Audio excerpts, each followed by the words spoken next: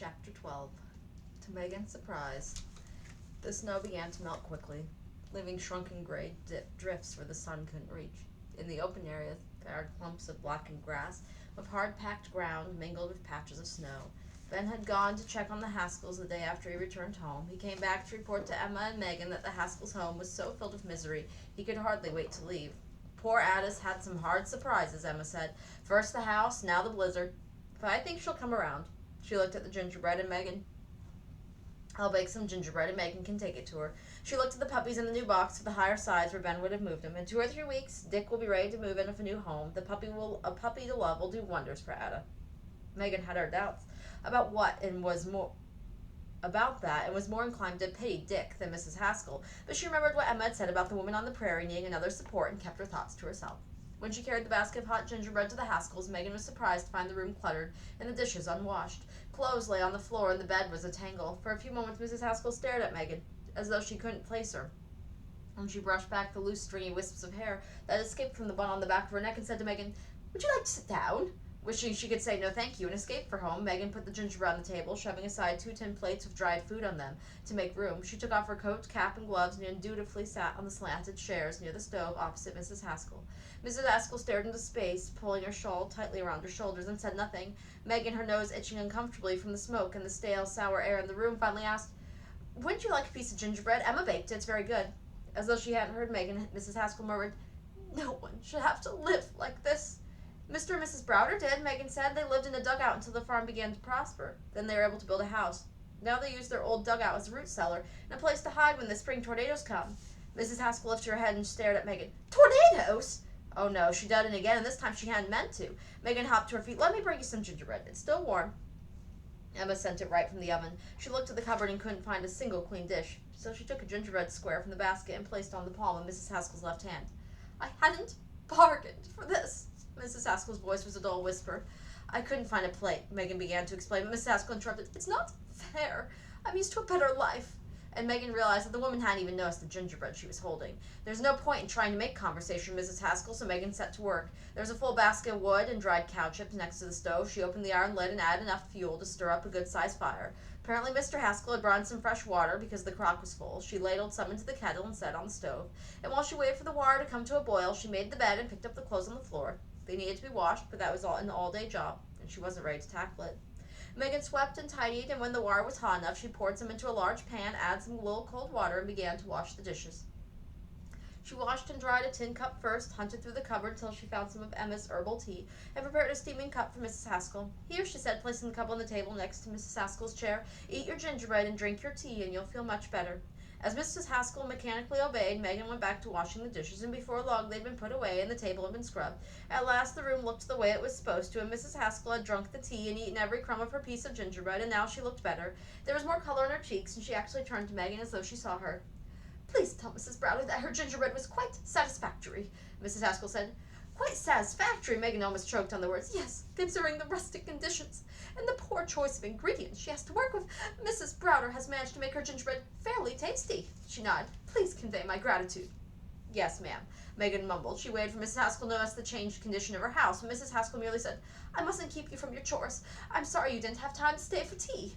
Megan hurried into her coat, buttoned it askew, and was unwilling to stop and rebutton it. Jamming on her cap and gloves, she escaped from the Haskell's house and ran almost all the way home.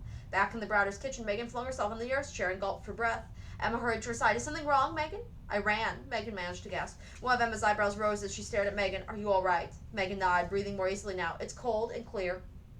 A nice day for running." She took off her coat, stuffed the cap and gloves in her pockets, and hung it up on the coat rack. "Tell me about the Haskells," Emma said. "Mr. Haskell wasn't at the house," Megan said, "so I couldn't see him." Mrs. Haskell ate a piece of your gingerbread and said it was, I don't remember the exact words, very tasty, I think was it. She said to thank you." "I'm glad she liked the gingerbread." Emma looked pleased. Was she cordial to you this time? How did your visit go? Tell me." Megan could see no reason to tell Emma most of the story, so she described the dirty house and how she cleaned it. "Mrs. Haskell doesn't care about her house," Megan said. "That's a bad sign," Emma said. "Poor Ada. We must try to make things easier for her. I wish I knew how." "I don't think there's a way in the world to make things better for Mrs. Haskell," Megan said. "No matter what I do for her, it doesn't please her. I don't like helping her, not one bit." There, now that the words had been spoken, Megan sighed with relief. "I'm sure, knowing you, Megan, you helped Ada the same way you would have helped if you had liked her, didn't you?" Well, yes, that I did, Megan answered. Then it comes to the same thing. Not the way I feel about it, that's not the same. Is the way you feel as important as what you do? Yes? No? Megan flopped on a nearby chair. I don't know. I'll admit I'll have to think about it, she said, even though she had to admit to herself that Emma was probably right. Later, Emma repeated Megan's account of Ada Haskell's problems to Ben. It's obvious Ada's lonely, he said. We'll invite them when the Parsons come to visit. We can certainly share our Christmas with them. That might help. Of course, Emma promptly answered, but there was some little enthusiasm in her voice. What Ben had said was right, and the only neighborly thing to do, Megan knew, but Christmas was going to be hard enough to bear, so far away from family. Having Ada Haskell around would truly turn the holiday into a miserable day for everyone. With all her heart, Megan wished that Mrs. Haskell would just go away. Her wish had been so strong that Megan felt both shock and guilt when 2 days later the Haskells drove up in a wagon heaped high with their household possessions. Emma's down pillow rested on the seat between them. Behind the wagon a cow was tied. We're leaving Kansas, Mr. Haskell said. It's too hard a life here for a lady like Ada. Mrs. Haskell, her beautiful hat pinned firmly in place, glanced at her husband with approval. Granted, it takes a lot of hard work, Ben said in a mild tone. Mr. Haskell hunched his shoulders over defensively. There have been plenty who have had good sense to leave, he said. That's right, Emma echoed, and Mrs. Haskell glanced at her with grateful surprise. It's important for the two of you to put your marriage first. Where are you going? What will you do? We may try Ohio, Mr. Haskell said. Maybe we'll even settle further east. In a city, Mrs. Haskell said firmly. Mr. Haskell is skilled at many things. He should have no trouble finding well-paid work to do. Mr. Haskell's cheeks grew red with embarrassment. Ben quickly tried to change the subject. What about your land, Farley? What are you going to do? Just abandon it? Mr. Haskell pulled off a glove, reached out the inner pocket of his outer coat, and tugged a folded piece of paper. If you want to take it over, add it to your own. I'm giving you the right. It's all written down here. Should be legal enough. But you might be able to sell it. Who'd want it? Mr. Haskell jerked his chin toward the back of the wagon. The cow's yours, too. The chickens, only I left them on the place. I figured you'd have an easier time collecting them and getting them over here than I would. It's a mighty fine gift, Farley, Ben said. Mrs. Haskell sat up straighter. We couldn't put a price on them, but it would help if you could pay a little something toward. Mr. Haskell's eyes blazed, surprising all of them as he snapped. I said it was a gift, Ada. The Browders are better off than we are, Mrs. Haskell grumbled at her husband. Look at them, a real house. They have got an Irish to help with the chores. There was a long moment of echoing of silence. I'm sorry, Mr. Haskell said. His shoulders dropped. I've been proud to have you as neighbors, Ben and Emma. You too, Megan. You've all been good to us. Thanks for all you've done and given us. He broke off and reached out a hand to hand Emma her pillow. You're a good, kind woman. Ben quickly untied the cow, and Mr. Haskell turned to the wagon, headed toward the road. He twisted around once to wave goodbye, but Ada Haskell sat stiffly and never looked back. As Ben led the cow to the barn, Emma put one arm around Megan's shoulders and the other around her pillow and hugged them both tightly. Please don't feel unhappy about what that terrible woman said, she said. Oh, I don't give importance to what she said, Megan answered. But now you have no near neighbor, and that's my fault. I made a selfish wish that Mrs. Haskell would go away, and that wish came true.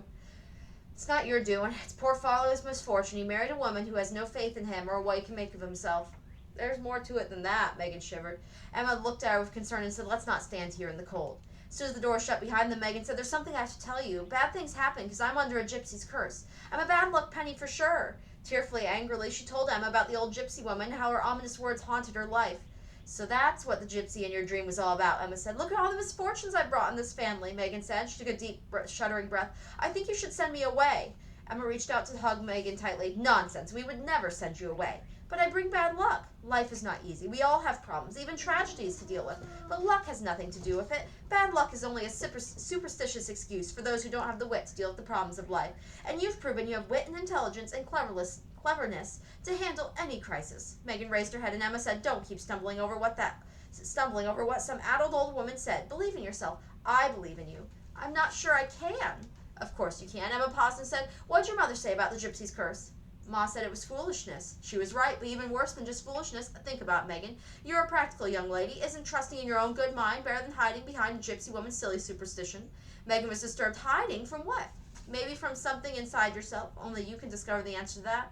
Megan shook her head, thoroughly confused. I don't exactly understand what you mean, but I'll think about it, she promised. Daylight hours grew much shorter, pale sunlight giving way to deep blue twilight. The long December evenings were spent by candlelight and lantern light. Megan took turns of Emma in reading aloud, and she proudly wrote painstaking letters to Maud, Francis, Mike, Danny, Peg, Petey, ready to mail whenever the opportunity arose. Megan was aware that long after she went to bed each night, Emma sat by the fire working with her needle. The baby quilt was finished, but when Megan asked Emma what she was sewing, Emma just smiled. Ben had secrets too. Sometimes he went back to the barn after dinner, and Megan occasionally could hear the sounds of a saw and hammer. The approach of Christmas drew Megan's thoughts repeatedly to the past. The children in her family had never had much for Christmas. Often they'd be given an orange or an apple for a treat, maybe a shiny penny, but what Megan remembered was the love they shared and their happiness of being together. On Christmas Day, the only day in the year that none of them had jobs to work at outside the house, the Kellys would go to church. They dressed in their best, such as it was, and sat among the fine ladies and gentlemen. To Megan's way of thinking, none of the ladies with their fur muffs and velvet skirts were half as beautiful as Ma, with her hat balanced on top of her head, a swirl of bright red hair, and none of the gentlemen who strolled down the church steps brandishing their silver-topped canes and clapping their elegant top hats on their heads could match Da's strong, dark handsomeness.